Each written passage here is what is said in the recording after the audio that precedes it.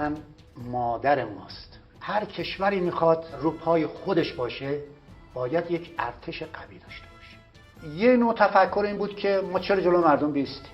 وقتی که انقلاب شد حسن میگفت که نه اینکه من مسئولم توالت بشورم، اول باید شما توالت بشوری. من نوعی میگم آقا من چه گناهی کردم؟ ما پیش بینی یک جنگ نکرده بودیم. ارتش ناخواسته مظلوم واقع شد. یه تعداد میشدن ارتش به این بی‌غیرتی هرگز ندیدن ملتی. یه تعداد فرماندهان اصلا ترور شدن. ایدئولوژی من دوست داشتن وطن بود. یه جبه مهمات رو یه تفنگ پیاده کردم و با خودم داشتم بردم خونه. همه چیزا در حفظ وطن میدونستم. وقتی که به تاریخ مینگرم شرمندم که عراق حمله کرد و قسمتی از خاک ما را گرفت.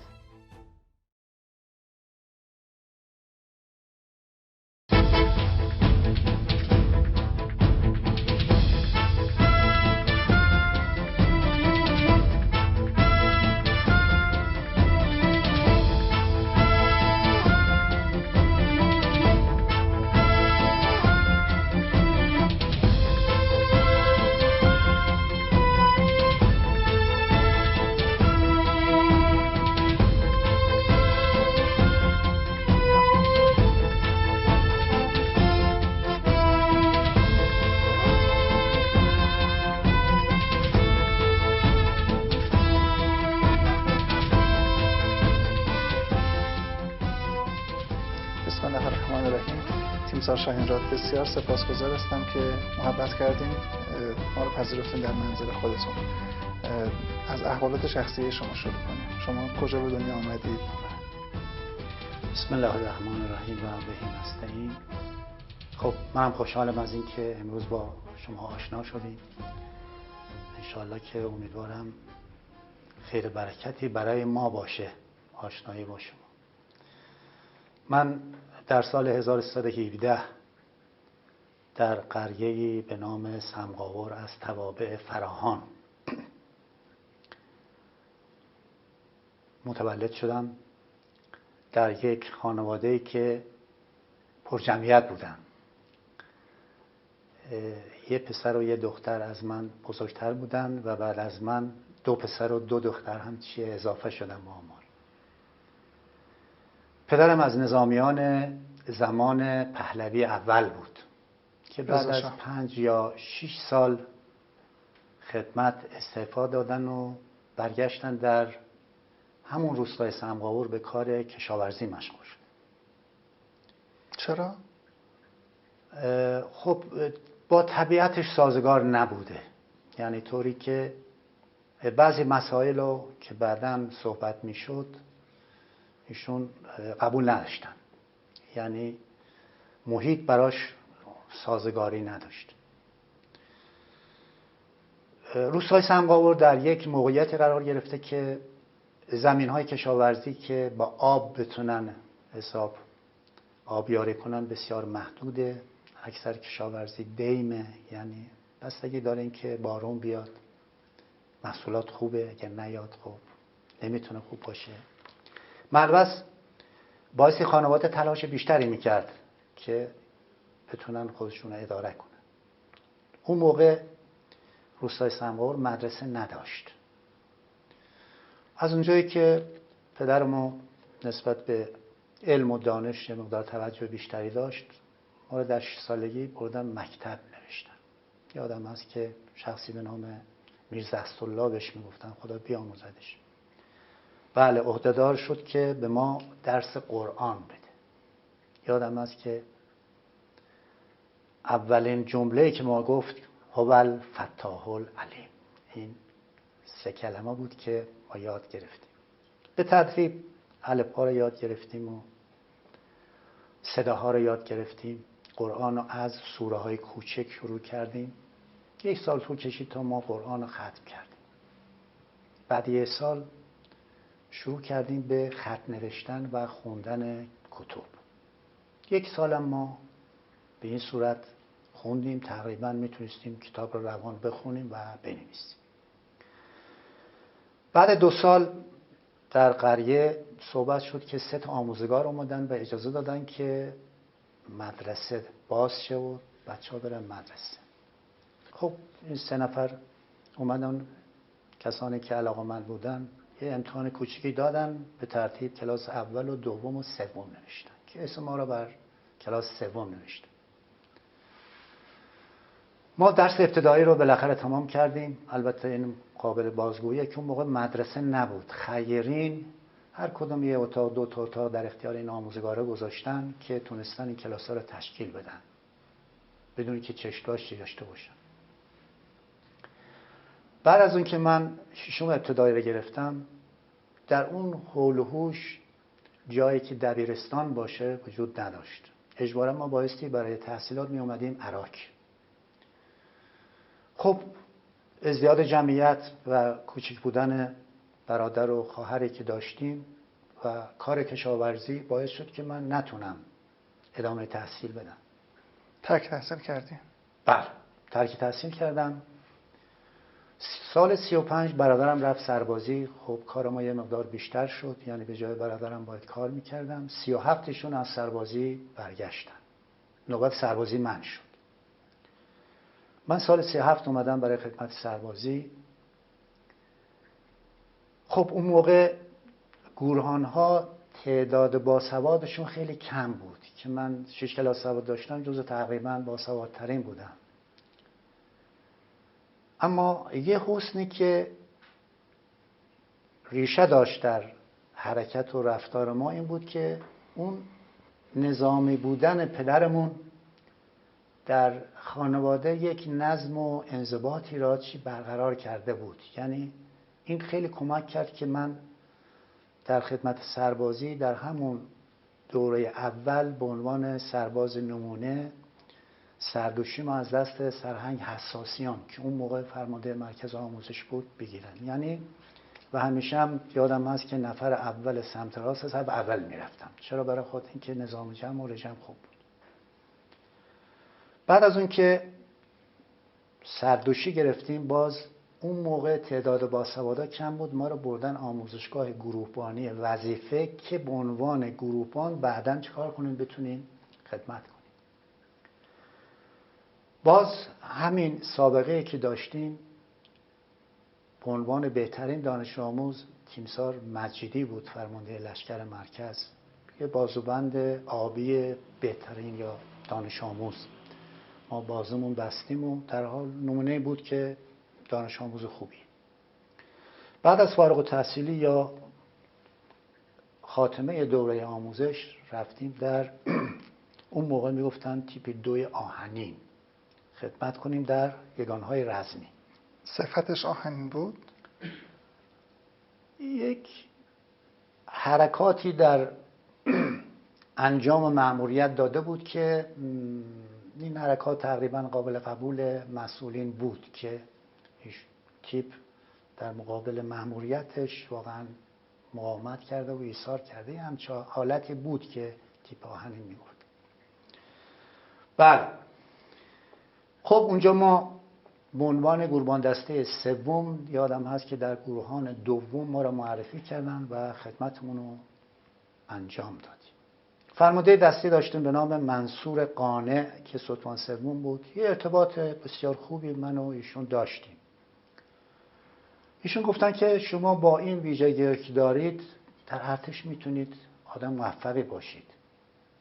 دوست داری الان گردان چرتباز بود اون موقع، الان استخدام میکنه، بریم اسمتو بنویسیم. اینو یه فکری کردیم و دیدیم خب اگه برگردیم هم تو روستا به اون صورت غیر از کار کشاورزی کاری بلد نیستیم. در حال گفتیم اشکالی نداره. ایشون یه فلوکس کوچیکی داشت ما رو سوار کرد و برد بواشا میگفتیم، الان پادگان هور میگن. گردان چرتباز اونجا بود و یه سری آزمایشاتی داشت مثل بارفیکس و ارزان به حضورتون که نشست و برخاست و دویدن و در حال از آزمایشات ورزشی ما قبول شدیم. اون موقع هم یه سابقه میخواستن، یه نفرم از امرای ارتش بایستی معرفی میکرده که تایید میکرد برای استخدام. در حال همون فرمانده لشکر که گفتیم بازوبند ما داده بود میشناخت، ما رو معرفی کرد. استخدام شدیم در چرخ‌بازی. خب با توجه به اینکه ما 2 سال خدمت کرده بودیم در آموزشگاه چرخ‌بازی، اونهایی که استخدام شده بودن این خدمت رو نکرده بودن، از غیر نظامی به حساب جذب کرده بود. خب باز ما یه مقدار از اونها جلوتر بودیم. در حال بعد از خاتمه دوره ما نشان چرخ‌بازیمون در میدان پرش که الان فکر کنم عکسش هست، از اون موقع سپهبد اصحاری بود که معاون آموزشی نیروی زمینی بود، از ایشون دریافت کرد. در این فکر بودم که آموزشگاه تمام شد در آموزشگاه ها نام‌نویسی کنم و تحصیل کنم. بعد از خاتمه آموزشگاه در آموزشگاه سلسبیل در قسمت غرب همون پادگان حره نام‌نویسی کردم. خب مجرد بودم و از طرفی هم دوره معلمی چرخ‌بازی هم دیده بودم، فراغت داشتم. یعنی وقتی که دانشجویا دانش آموزی یا هنرجو نداشتیم تقریبا آزاد بودیم. از اونجایی که علاقه‌مند بودم کلاس 7م رو خوندم، معدلم از 15 به بالا شد. اون موقع مقررات بر این بود که اونهایی که از 15 به بالا معدل دارن میتونن تابستون هم یک کلاس بخونن. ما کلاس 8م هم خوندیم و بله تا مهر ماه کلاس 8م هم تمام کرد. وقتی که کلاس 9 یا 3 متوسطه اون موقع میگفتن شروع کردیم، بعد از 2 ماه یک قائله شیراز اتفاق افتاد که اون موقع ناامنی بود و 1-2 تا از پاسگاه‌ها را اشرار اشغال کرده بودن. چه سالی بود؟ سال 1341 بود که بعداً ادامه 42 شد. ماجرای سیاه‌پور اینها بود دیگه که زده بودن به کوه. بله، حبیب شهبازی بود و زرقانپور بود و اینها بود. در حال به گردان چرخ‌باز مأموریت دادن که برن با اشرار چیکار کنن، مقابله کنن. در واقع اون دوره بودش که تیمسار اردوبادی اومدن اونجا، اشتباه میکنم؟ اون موقع فرمانده منطقه تیمسار آریانا بودن. بله، ارتش آریانا بودن. بله. بعد از آریانا در واقع اردوبادی اومد. فرمانده عملیاتمون ناظم بود. اون موقع سرهنگ ناظم بود که بعداً شد سپهبد ناظم.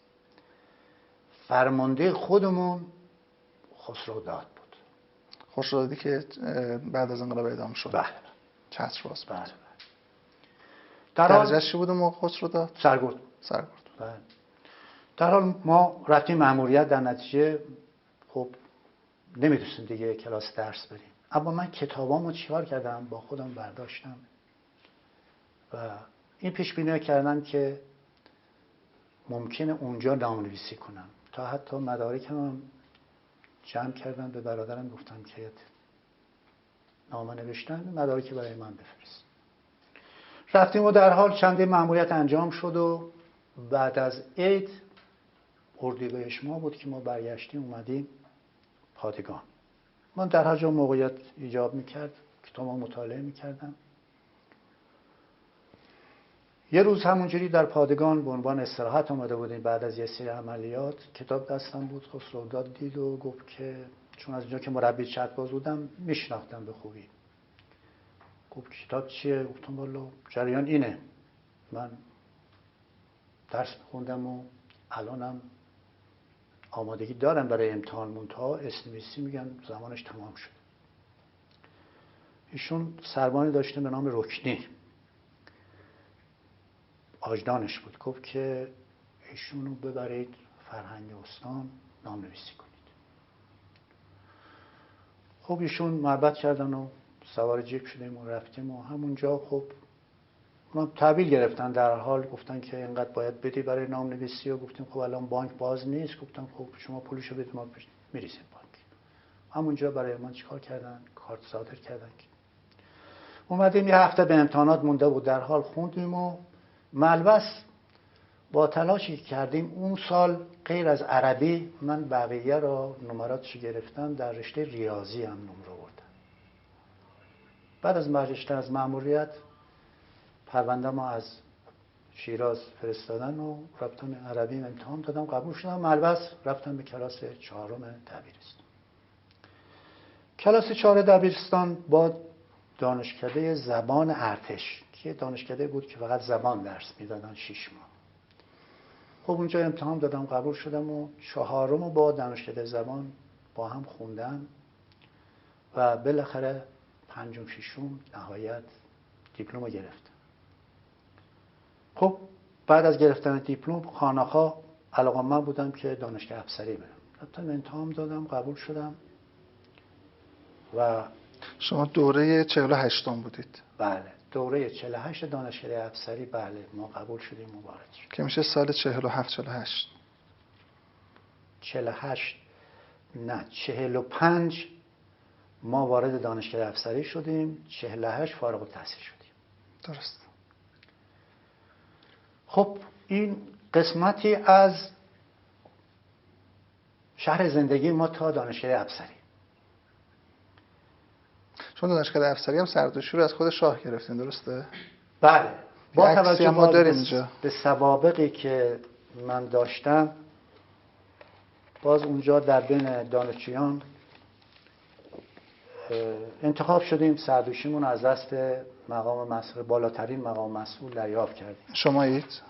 بله بله این عکس من هست و اون هم عکس مسئولی است که بله عکس شاست. عکس شاه. بله. خدایگان شاهنشاه آریامهر بزرگ ارتشداران. بزرگ ارتشداران یعنی چی تیمسار؟ یعنی فرمانده کل ارتشه دیگه، بزرگ ارتشه یعنی فرمانده ارتش. ارتشتار خود خب اون یک لفظ مجموعه است دیگه. بله یه لفظ مجموعه است. درست. بله میفرمودید. بله بعد از اون که دوره مقدماتیمون یا 3 ماهه اول خدمتمون تمام شد، ما در دانشکده افسری خب هم از بعد علمی بایستی دوره‌های رو میدیم، هم از بعد عملی که تابستونا میرفتیم اردوگاه و ارزم به حضورتون تنوع اردوگاه هم یه اردوگاه کبیر بود که میرفتیم، یه اردوگاه جنگل بود که بایستی آشنا میشدیم. کجا بودن اینا؟ اردوگاه کبیرمون در قم بود، کبیر قم بود. جنگلمون در جنگل‌های نور و تاشان بود. اردوگاه تقریبا راحتمون اقدسیه بود. 3 تا اردوگاه رو ما داشتیم. در حال 3 سال سپری شد و من راسته پیاده را انتخاب کردم. برای دوره مقدماتی رفتیم شیراز. چه راسته های دیگه حق انتخاب داشتین؟ ما راسته دانشجو معمولا هر راسته ای را میتونه انتخاب کنه چون دانشجوه. اون موقع چون ژاندارمری هم از همونجا به حساب دانشجو میگرفت، دانشجویان تا حتی راسته ژاندارمری هم میتونستن برن، نیرو دریایی هم میتونستن برن، نیرو هوایی هم میتونستن برن و رسته‌های مختلف نیرو زمینی هم میتونستن انتخاب کنن. خب ما با توجه به ویژگی‌های داشتیم راسته پیاده رو انتخاب کردیم چون علاقه‌مند بودیم که راسته فرماندهی داشته باشیم. در دوره مقدماتی از طرف گارد اومدن و یه تعدادی رو انتخاب کردن، ما خودمون نمی‌دونستیم کیا رو انتخاب کردن. گارد شاهنشاهی. بله. اما بعد از اینکه دوره مقدماتی ما تمام شد اومدن که به حساب اسامی رو بخونن تقسیم کنن، ما رو سوا کردن و گفتن اینا قبلا انتخاب شدن مال گارد. اومدیم اول پادگانمون همین پادگان سپشیش، اون موقع میگفتن سلطنت آباد، مرکز آموزشی گارد اینجا بود. خودمون رو معرفی کردیم و خصوصیات خدمت در گارد این بود که شما اول بایستی در این مرکز آموزش خودتون نشون میدادی که اونهایی که قابل قبولن یک پارامترهایی داشتن دیگه، اون پارامترها رو داری. بعد از اون که تایید شدن بعد میرفتن یگان رزمیش یا یگان تشریفاتش. پارامترهای جسمانی یا پارامترهای عقیدتی؟ عرضم به حضورتون عقیدتی مطرح نبود اون موقع، پارامترهای کاری بود، لیاقت و شایستگی به حساب انجام مأموریت بود. چرا؟ برای خاطری که اون موقع تو گارد 2 قشر انسان خدمت میکردن. یکی اونا بودن که پارتی داشتن، کلا خودی بودن. یکی اونایی بودن که بسیار کارکرد خوبی داشتن. چرا؟ برای خاطر اینکه اون جبران اونها رو چیه اینا میکردن کار خوب انجام بشه. ما چون خوب بچه روستا بودیم اینا فقط کارکرد ما بود که ملاک بود و الا ما که پارتی نداشتیم. بله برای خاطر کارکرد و سوابق قبلی هم که خب تا حدودی در مراحل نمونه بودیم 1 سال در مرکز آموزش خدمت کردیم و بعد آوردن ما را به یک جای دیگه که تقریبا بعضی از ماموریت‌های حفاظتی را انجام میداد. کجا؟ همین پادگانی که الان قسمت شمالی این منطقه است. الان شده فرمانده پشتیبانی. قبلا این پادگان در اختیار گارد جاویدان بود. یعنی ما از گارد شاهنشاهی منتقل شدیم به گارد جاویدان. تفاوت این دوتا چی بود تیمسار؟ گارد شاهنشاهی یه لشکر داشت، لشکر پیاده بود، بهش گفتن لشکر مرکز. این لشکر حفاظت تهران رو به عهده داشت. الان فکر کنم که لشکر سارالله یا یه لشکر سارالله هستش. بله. گارد جاویدان حفاظت خود به حساب سیستم شاهنشاهی رو داشت. دربار رو داشت. اینو بهش میگن گارد جاویدان. اینم 2 مرحله یا میشه گفت که به 2 دسته تقسیم شده بودن. یکی برونی بود، یکی درونی بود. کار کردن لشکر حفاظت میکنه. یعنی اون موقع که ما اومدیم گارد جاویدان قسمت برونی حفاظت ما انجام میدادیم. تازه اینجا وقتی که چند سال خدمت میکردی اگر تایید میشدی نهایت ممکنه اجازه مأموریت اجرای درونی هم به داده میشه. تیمسار تا قبل از که از این مرحله رد بشیم یک از پرسش‌هایی که من همیشه برام مطرح بوده در رابطه با گارد جاویدان این هست که خب گارد جاویدان مسئولیت حفاظت از دربار و شخص پادشاه رو داشت. چه نیازی داشتش به رسته‌های توپخانه و حوزه‌های از این دست؟ یعنی اینا به چه دردی می‌خوردش؟ کاملا درست می‌فرمایید.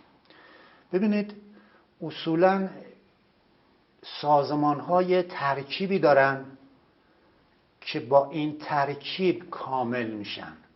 فرض فرمایید میگن یک گردان تانک. این گردان تانک باید نیروی زرهی داشته باشه. یه لشکر پیاده شامل همون گردان تانک هم هست، نفربر هم هست، مهندسی هست، توپخانه هست، مخابرات هست. انواع و اقسام چیزا در یک لشکر سازماندهی شده وجود داره. خب این لشکر در شرایطی که بحرانی هست میتونه در هر نقطه ایران وارد چیه؟ عمل بشه با اون ترکیبی که داره. همینطور. اما اون ترکیب داخلی اینا رو نداشت. فقط نیرو انسانی بود.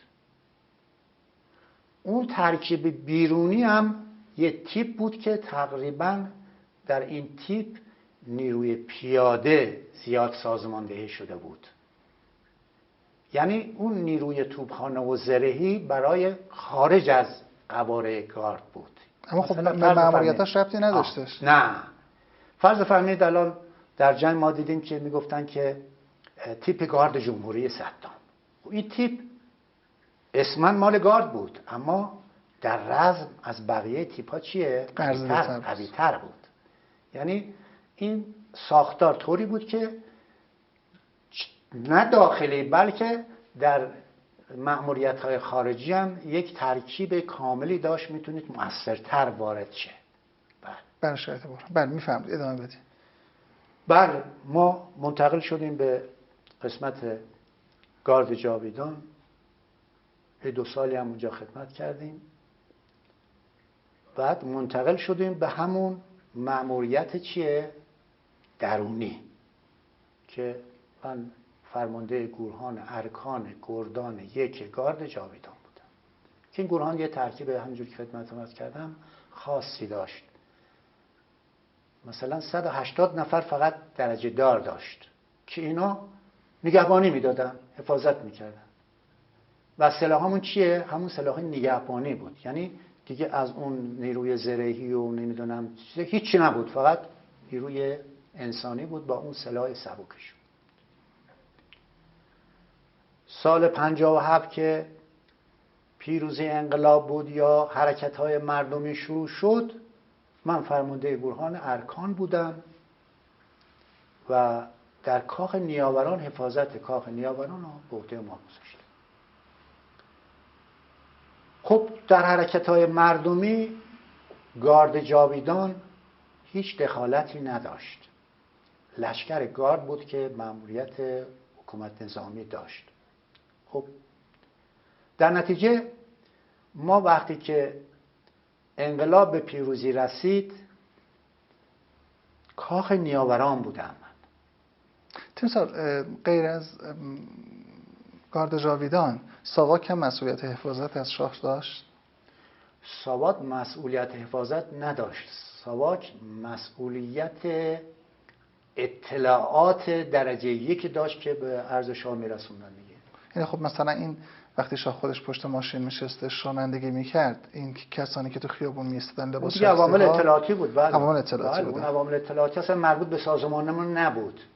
اونا هیته مأموریت دارن که اگر شخصیت از یه هیته فرض فرمایید عبور کرد، در اون هیته یه تعداد خاصی که انتخاب شدن مأموریت اجرا میکنن. به اون سازمان ارتباطی نداره. فرمانده گارد جاویدان وقتی انقلاب شد کی بود؟ تیمسار سرلشکر نشاط بود. سرلشکر نشاط. بله.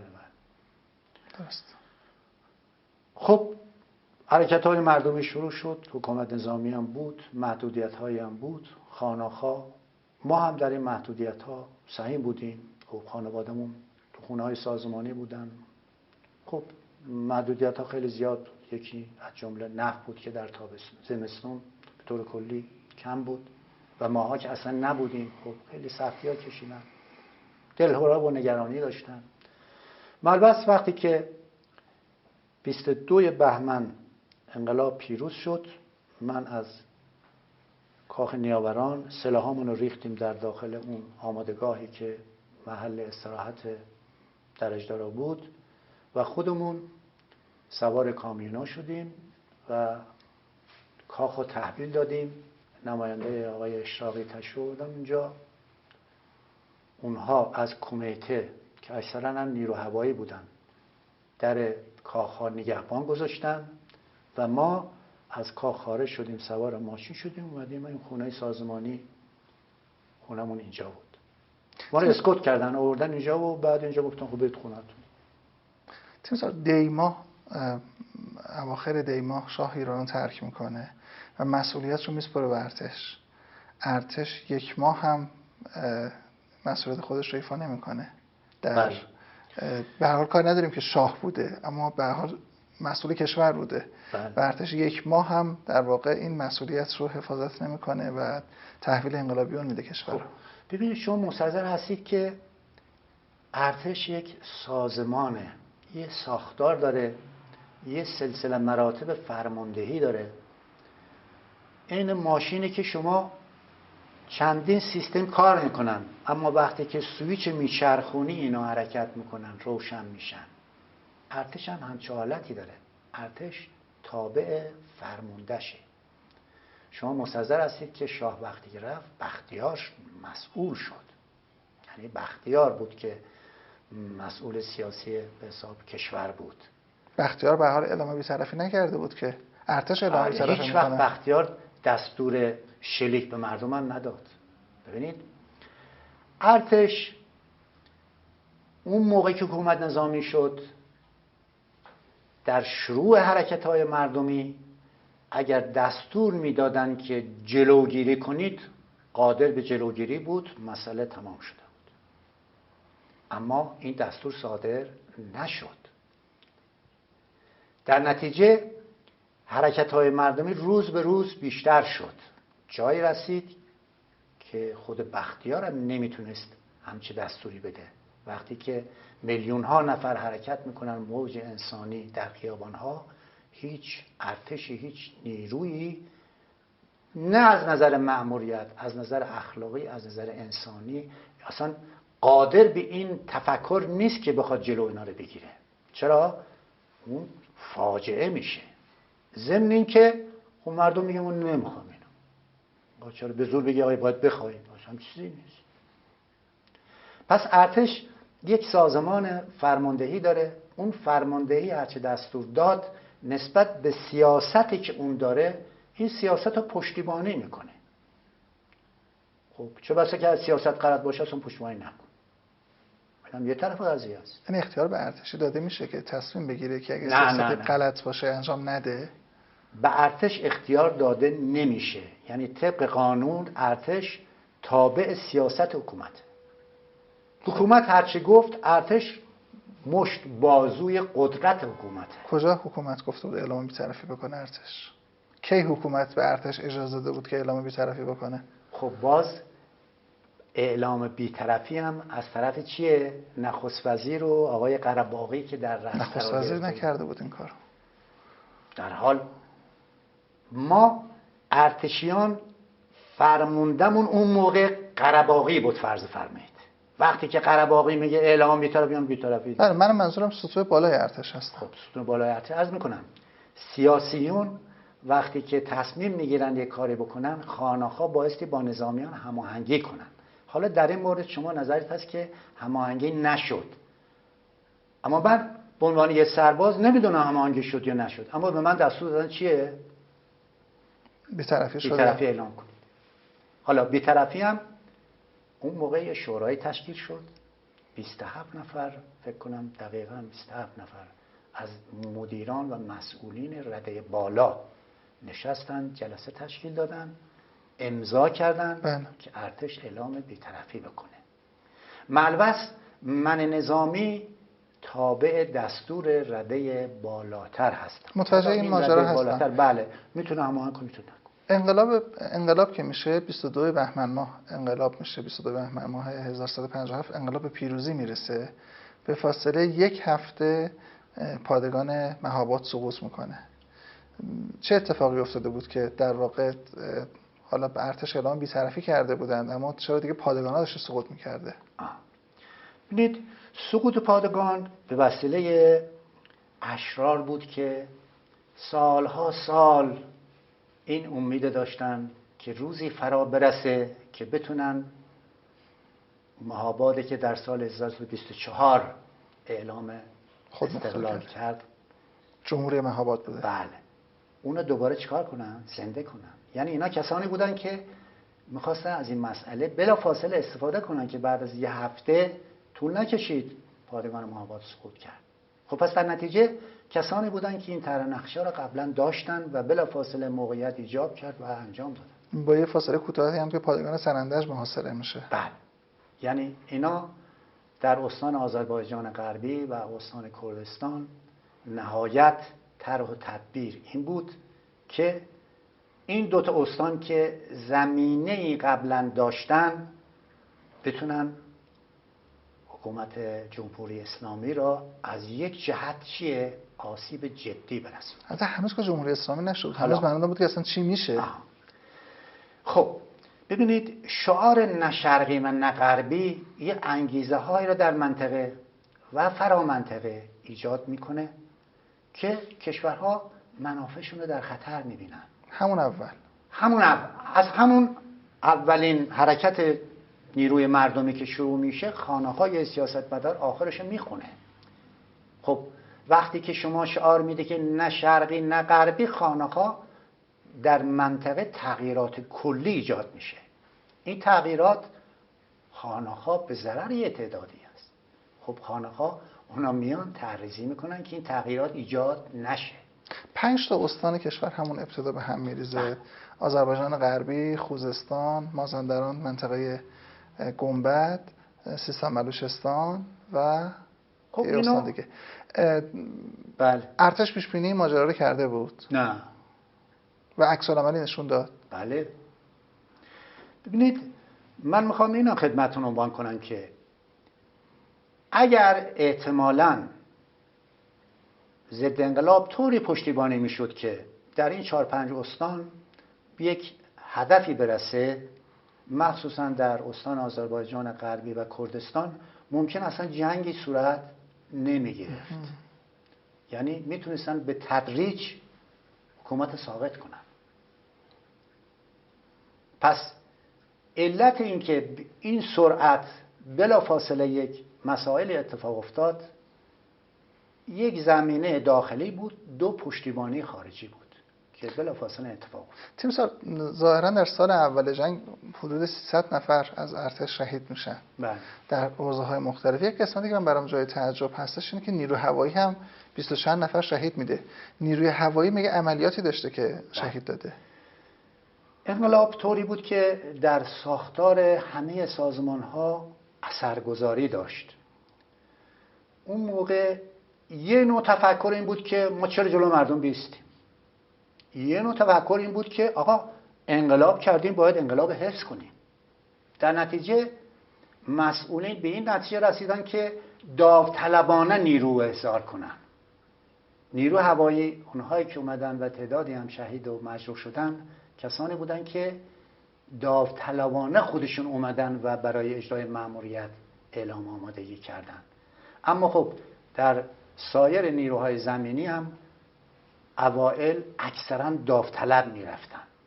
البته خب بعداً طوری شد که دیگه یگانی حرکت کردن که خود من هم با یک گردان حرکت کردم رفتن که بعداً صحبت.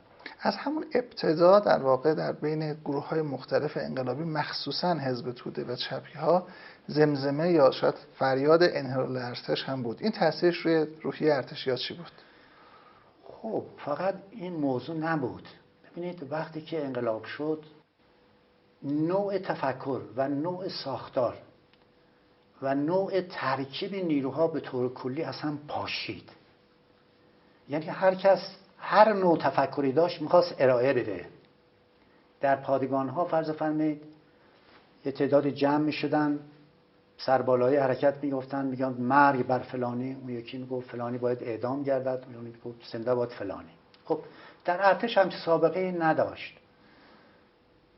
پس میشه گفت که اون موقع دیگه انضباط اصلا پاشیده بود و کسی هم قادر نبود کنترل کنه. چرا؟ برای خاطر اینکه فرماندهی قدرت نداشت. خب در یک سازمان نظامی وقتی که فرماندهی قدرت نداره و هر کس میتونه هر گونه حرفی رو بزنه، کار کردن خیلی مشکله. برای همینم بود که اول گفتن داوطلب. اون داوطلب کسی بود که از انقلاب میخواد پشتیبانی کنه، هر مأموریتی که شما بدی قبول میکنه، با جان و دل انجام میده. اعدام‌های ارتشیان، عمرای ارتش توسط بدنه ارتش پذیرفته بود. یعنی مثلا همون موقع تیمسار خسروداد اعدام شد، ربیعی اعدام شد، نیروی زمینی کی بودش عرض شود که نیروی زمینی بدرهی بود که بدرهی اعدام بود. نشد. بغل هلیکوپتر زدن. بله کشته شد. و حالا حوزه های دیگر. این تاثیرش رو روحیه ارتشیات چی بود؟ یا مثلا بعداً لشکر خوزستان، سرلشکر شمس در واقع اونجا اعدام شد. ببینید اگر ما ویژگی های یک انقلاب رو در نظر بگیریم می‌بینیم که خیلی عادیه. چرا؟ برای خاطر اینکه انقلاب یعنی چی؟ یعنی من اینو نمیخوام، یعنی شما که مسئول بودی و اون مسئولیت داشتی، نه شما رو میخوام نه اون مسئولیتی میخوام. پس انقلاب طبیعتش همینه. این حرف شما بعد از 39 سال میزنید یا همون موقع این احساس رو داشتین که طبیعت انقلاب همینه؟ خب این از نظر من فرض فرمایید اون ایدئولوژی که من داشتم، ایدئولوژی من چه بود؟ ایدئولوژی من دوست داشتن وطن بود. من یک فردی همه ارتش همین بود. یه فردی بودم که منو اینجور تربیت کرده بودن که شما حافظ وطن هستید. وطن مادر ماست، مام وطن. در نتیجه اون تربیت و اون فرهنگی که در جان من نفوذ کرده بود، استخوان من رسوخ کرده بود، همه چیزا در حفظ وطن میدونستم. اما من مسلمان بودم. من در دانشکده افسری هم روزه میگرفتم تا حتی برای سایری ترتیب افطار و فرض فرمایید سحری میدادم. چرا؟ ارشد بود اونها بودم. اما این مسئله به اون صورت نبود که من به خاطر نماز خوندم بگم که شما چرا نماز نمیخونی، فرض فرمایید که خب من حق دارم که شما توهین کنم. تو خب هر کس نماز میخونه برای خودش، روزه میگیره برای خودش. دعا میکنه برای خودش. به من چه ارتباطی داره؟ نه مخالف بودم، نه اذیتش میکردم، نه اون من اذیت میکرد. خب اون موقع فرهنگ اینجوری بود. اما وقتی که این فرهنگ برگشت، گفتن آقا وطن دوستی کفره. یعنی چی؟ یعنی اون چی که فکر میکردی دیگه فکر نکن. من پیش خودم فکر میکردم، گفتم آقا من گناهم چیه؟ من برای این وطن استخدام شدم و مأموریت انجام میدم و تا به حالم انجام دادم. خب من گناهی ندارم، اما اگر واقعا مرتکب خطا شدم، خب بایستی طبق خطایی که مرتکب شدم مجازات بشم. تیمسار کی دوباره برگشتین به خدمت؟ شما تا اینجا تعریف کردین که سوار کامیون ها شدین و پستتون رو در گارد تحویل دادین و تشریف بردین منزل. دوباره کی برگشتین و کجا برگشتین؟ من وقتی که اومدم پادگان، خب مدتی بود پادگان ترک کرده بودم دیگه، یعنی همون تو نیاوران میموندی. دفتر داشتم، رفتم دفتر دیدم که به هم ریخته. صدا کردم سرقربان فلان، هیچ کسی نیست. اومدم اسلحه‌خانه رو باز دیدم، اسلحه‌خانه رو شکوندن و تمام سلاح‌ها و اینا رو داشتن بردن. اون موقع گاز نایاب بود، سیلندر گاز دیدم داخل همونجا که گذاشتم هست. ماشینمو زده بودم پارکینگ، رفتم ماشین بیارم که سیلندر گاز رو بذارم بیارم، دیدم ماشینو فقط ماشین من بود تو پارکینگ دیگه، 4 درش بازه و وله. رفتم دیدم بله اینو باز کردن و وایرش هم به هم ریختن و ملبس نبردن. یه ماشین پیکان داشتم. نیرو مردمی هم ریخته بودن پادگان رو میگشتن، هر وسیله چیزی گیرشون میومد میبردن دیگه. یه بنده خدایی گفتن که آقا میتونی ماشین روشن کنی؟ گفت آره. اومد و شانسی سیما رو با هم وصل کرد و ماشین روشن کرد و من تشکر کردم و با من اومد تو ساختمان و انبار 1-2 تا از این اوورکوت‌ها اینا مونده بود. گفت که اجازه بفرمایید من اینا رو بردم. سیلندر انداختم تو ماشین، اومدم بیرون دیدم که از بچه‌های نیرو هوایی دم درم. خب اونم ماشین رو بازدید کرد و با لباس نظامی بودم دیگه. اومدم هم خونه سازمانی اینجا. بچه‌هامونم تو شهر بودن، یعنی من نبودم، رفته بودم پیش پدر مادرشون. من به اونورم برخورد که من به عنوان یه افسر از خونم بذارم برم بیرون. تصمیم گرفتم که اینجا باشم، برای همینم از خونه خارج شدم، اومدم دم در دیدم کامیون سلاح و مهمات رو بار کرده داره میبره. تام نگه داشت و یه جبه مهمات و یه تفنگ پیاده کردم و با خودم برشتم بردم خونه. چه وضعیتی بوده؟ بعد خب یه ذره آب خوردم و یه ذره استراحت کردم، گفتم خب که نمیشه، بلند شو ببینیم چه خبره. اومدیم دور زدیم دیدیم همه گذاشتن رفتن. دم درم که 2 نفر از بچه‌های قدیمی هست. در حال 3-4 نفر دیگه جمع شدن. ما یه هفته نگهبانی همین خونه سازمانی رو میدادیم، کسی وارد نشد. ناامنی هم بود؟ ناامنی من ندیدم، یعنی بعد از اینکه ما نگهبان گذاشتیم اگه کسی بخواست وارد شه جلوش میگرفتن، اجازه نمیدادن. در نتیجه خونه‌هایی که رفته بودن هیچ آسیبی ندیدن. 8 اسفند البته من رفتم و بچه‌ها رو آوردم و در حال زندگی عادی شروع شد. 8 اسفند ما گفتن که برگردید پادگان.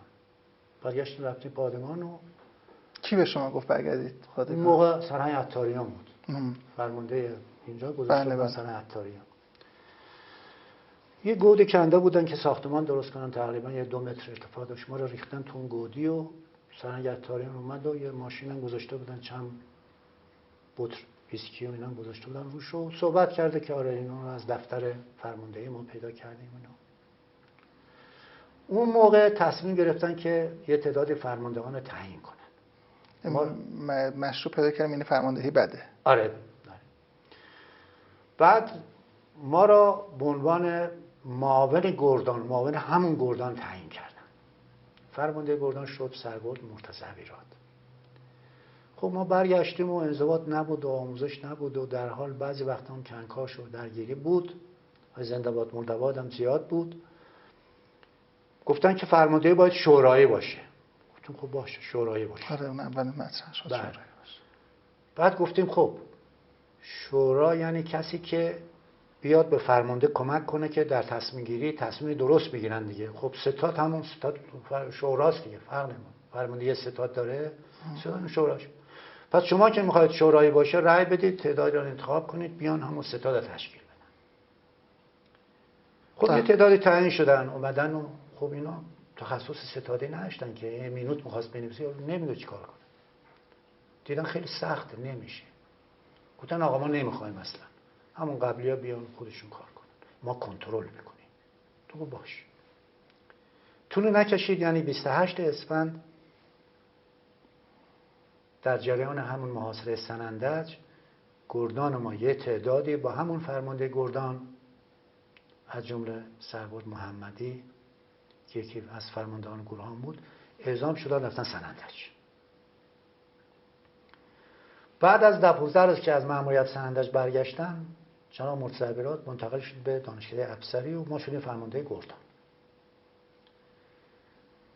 خب ما تمام تلاشمون بر این بود که اول یک ساختار سازمانی که تقریبا تشنج توش نباشه ایجاد کنیم. سعی کردیم که با منطق و با دلیل و با صحبت این کارو بکنیم. یک فرمی دادیم ستادمون و گروهانامون و آموزشمون و رفت و برگشتمون و انضباطمون تا حدودی. شد 28 مرداد سال 58 جریان پاوه اتفاق افتاد. به گردان ما مأموریت دادن که شما در عرض 48 ساعت آمادگی داشته باشید، حرکت کنید برید پاوه. خب ما این 48 ساعت سعی کردیم که نیروها رو جمع کنیم. از داخل پادگان اون چی که امکانات داشت از نظر آتلیه و پمپ بنزین و تانکر بنزین و ارزم به حضورتون خاروبار و افسر خرید و اون چی که یک گردان مایحتاج داشت میتونست از نقطه آ به نقطه ب بره و اونجا مأموریت انجام بده. اینا رو پیش بینی کردیم. منتها گردان که اینا رو نداشت. گردان مال حفاظت کاخ بود دیگه.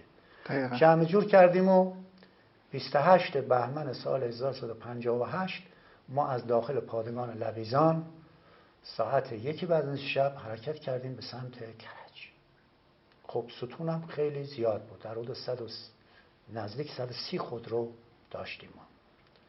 انواع و اقسام خودروها. مثلا آشپزخانه داشتیم که پشت کامیون بسته بودیم، تو راه غذا رو میپختن، هر جا رسیدیم میشستن میخوردن. کامیون خاروبار داشتیم که قبلا پیش بینی کرده بودم 48 ساعت خاروبار رو فاسد شدنی، 15 روز خاروبار فاسد نشدنی تو کامیونا زده بودیم. ما رفتیم تا کرج، اونجا هوا روشن شد. کرج بچه صبحانه خوردن و نماز خوندن و حرکت کردیم رفتیم همدان. نزدیک همدان نزدیک ساعت 12 به اینا بود. گفتن که شما برگردید. خب ستون خیلی طولانی بود. در حدود 7-10 کیلومتر طولش بود. چطور بهتون اطلاع دادن که برگردید؟ بیسیم داشت. بیسیم داشت. اون موقع گارد از این بیسیمایی داشت که از اینجا تا زوریخ فرض فرمایید تماس بگرفت. یعنی تنها ما داشتیم. بله اطلاع دادم برگردید، مأموریتتون عوض شد. ما خب بیسیم از این PR 377 داشتیم جلو و عقب ستون، دستور دادیم و ملبس یه ساعت و نیم 2 ساعت طول کشید که این ستون تونست برگرد. بلافاصله دستور دادن نه برگردید برید همدان. در حال تابع دستور بودیم دیگه. 1-2 تا کامیونی که گذاشتن رفتن اومدن تا کرج اومدیم برگردوندیم. در حال رفتیم همدان و تیپ 3 فکر کنم مال قزوین تو همدان. رفتیم تو اون پادگان 2 روز موندیم. اما گفتن که خب شما دیگه پاوه نرید، برگردید برید ارومیه، خودتون رو به فرمانده لشکر معرفی کنید. در حال ما ستون راه انداختیم و از اونجا رفتیم یه شب هم تبریز موندیم و برگشتیم رفتیم ارومیه. البته خب چه مسائل اتفاق افتاد طولانی میشه. در خوی که رسیدیم از ما بیش از حد استقبال شد. چقدر از ما استقبال میکنن. در حال از وسط خیابون رد شدیم و سلماس که رسیدیم دیدیم که اصلا وضع خیلی جوری دیگه است. نگو که اونجا اتفاقاتی افتاده که با ورود ارتش اینا ذوق میکنن که ارتش میاد و امنیت برقرار میکنه. باور بفرمایید در سلماس و خوی چندین گاو و گوسفند برای ما قربانی کردن و مردم همینجوری کامیون ها را شیرینی و بیسکویت و پول و ارزم به حضورتون میریختن جلو بچه ها. ما 2 ساعت طول کشید از اون ور سلماس تا این ور سلماس از رد شیم، از بسا وایستادن تو ستون. دیر شد. حرکت کردیم اومدیم یه ارتفاعی از قبل از اینکه به قوچی برسیم، حالا اسمش یادم رفته، اونجا یه موتورسوار اومد که تیمسار ظهیرنژاد اون موقع سرهنگ بود، گفته شما برگردید، هوا تاریک میشه، کمین میافتید. من دیدم که درست الان ما هم یواش یواش داره هوا تاریک میشه، منتها ستون برگشتنش هم کار ساده نیست. گفتم چشم. ما در یک وضعیتی قرار گرفتیم که برای ما فرق نمیکنه چی اینور بیایم چی اونور، چه احتمال داره اونورم چیه این اتفاق بیفته. تا توکل به خدا. حرکت کردیم اومدیم تا هوا تاریک شد و تا ارومیه برسیم تقریبا 10 شب شد. بلافاصله شام سرهنگ خدا بیامرزه ظهیرنژاد ما رو احضار کرد و گفت چرا دستور اجرا نکردی؟ من دادگاهیت میکنم. توپید. من قبول دارم. منتها در یه شرایطی بودم که اگر از اونورم برمیگشتم هوا تاریک شده بود. در حال بعد از اینکه یه مقدار به حساب حوصله‌اش آرام شد و دیگه آرامش پیدا کرد، گفت حالا شام خوردی یا نه؟ گفتم نه. بچه‌هام شام نخوردن، اجازه بدید که برم. گفت نه من دستور میدم شام میدن. و در حال موندیم شام خوردیم. گفت فردا بلند میشی از اینجا حرکت میکنی میری پیرانشهر تا سرای نقده. ژاندارمری مأموریت تأمین جاده است، از اونجا بعد باید خودت تأمین کنی. شش اومدیم و در حال نصف شب گذشته بود، بچه‌ها رو جمع کردیم گفتیم برای فردا آمادگی داشته باشید. و یه سرگمانی داشتیم به نام صحبتی، بسیار آدم مثبتی بود. در حال کار اداریمون رو انجام میداد. یه استوار یکم بود، باور فرمایید از یک ارتش بود برنده تر بود. از به حضورتون که ما فردا صبحش آماده شدیم و حرکت کردیم سرای نقده. دیدیم صدای تق توق میاد. از ژاندارمری سوال کردیم، گفت آره نزدیکی مهاباد خدا بیامرزه اکبر هاشمی داشتیم، موقع سرگرد بود، جزو همون گارد بود. اون یگان اون درگیره. گفتیم خب اینور نه؟ گفت نه اینور دعا بود که زیاد مشکل بود تأمینش. در حال ما مجبوریم از سرای نقده به بعد دسته‌های شناساییمون رو بفرستیم بره ارتفاعات بگیره. وقتی که گرفت تمام شد اطلاع بده ما از وسط چیکار کنیم، عبور کنیم. رفتیم عصر رسیدیم به پیرانشهر، یعنی 90 کیلومتر رو تقریبا 10 ساعت طول کشید. سرهنگی بود به نام سرهنگ دو بابایی، فرمانده تیپ 1 پیرانشهر بود، ما رو تحویل گرفت و در حال چند روزی اونجا کمک کردیم به حفاظت شهر و سرهنگ ظهیرنژاد تشریف آوردن. یه روز گفتن امروز بایستی پیرانشهر پاکسازی بشه. طرح‌هایی کردن و ما بنا شد که ارتفاعات بالا رو بگیریم، یگان‌های لشکر 64 تیپ 1 بیاد پاکسازی کنه. حرکت کردیم رفتیم و گرفتیم و اونا نتونستن، برگشتن. 2 روز بعد نیروهای مردمی و ژاندارمری اینا کمک کردن و ملوث پیرانشهر پاکسازی شد و شهربانی اومد مستقر شد و ما اونجا موندیم 45 روز تا کاملا استقرار برقرار شد. یه مقدارم از جاده پیرانشهر سردش پاکسازی شد. در حال این مأموریتمون اینجا تمام شد. ما با 2 شهید و 3 مجروح مأموریتمون تمام شد و برگشت. اوایل 59 بود که گفتن گردنه مروارید بین کامبیان و سنندج ناامنه، شما گردانتون مأموریت داره برید اونجا و امنیت برقرار کن. ما از اینجا رفتیم کرمانشاه و از اینجا رفتیم بررسی کردیم و در حال یگان رو بردیم گردنه مروارید مستقر کردیم. این مأموریت تا شروع جنگ ادامه داشت. این 2 تا مأموریتی بود که ما در قبل از شروع جنگ به وسیله همون گردان 106 که بعدا منحل شد، دیگه اون 106 نیست الان، انجام دادیم. جنگ شروع شد. حتم دارین جنگ شروع بشه. ارتش اصلا پیش بینی شروع آغاز جنگ رو کرده بود. این مسئله خیلی مهمه. ببینید، نه از بعد نظامی که پاسگاه‌های مرزی و یگانهای سرزمینی موظفن روزانه تا حتی ساعت به ساعت اطلاعات مرزی را به رده بالاتر گزارش کنن. این روشه، اصلا دستور نیست، اصلا روشه، باید این کارو بکنه. ببین، پاسگاه‌های مرزی، یگانهای سرزمینی. یگانه سرزمینی کیان؟ لشکر 92 مسئول سرزمین خوزستان، لشکر 81 مسئول چیه؟ کرمانشاه، استان کرمانشاه. یعنی اینا موظفن، یعنی وظیفه دارن هر روز گزارش کارشون رو نسبت به تحرکات اونور مرز. پس میتونیم بگیم که از اول انقلاب پیروز شد این گزارش بود. یعنی اون چون شما فرمودین که انضباط از هم پاشیده بود و نظمی نبودش، ساختار وجود نداشت، آیا در اون شرایط هم باز این گزارش‌ها تولید میشد؟ خدمتتون عرض می‌کنم. ببینید، نابسامانی‌ها در حدی بود که حضرت امام تا 29 فروردین 58 چندین بار پشتیبانیش را از ارتش اعلام فرمودند. در 28م رسما اعلام فرمودن که برید رژه برید. بله. رسمیت پیدا کنه که آقا شما ارتش اسلام هستید.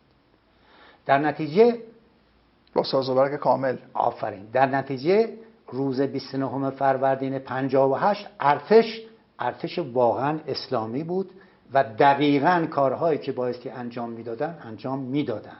ما در سازمان نیرو هوایی، دریایی، زمینی نیروهای اطلاعات رزمی داریم.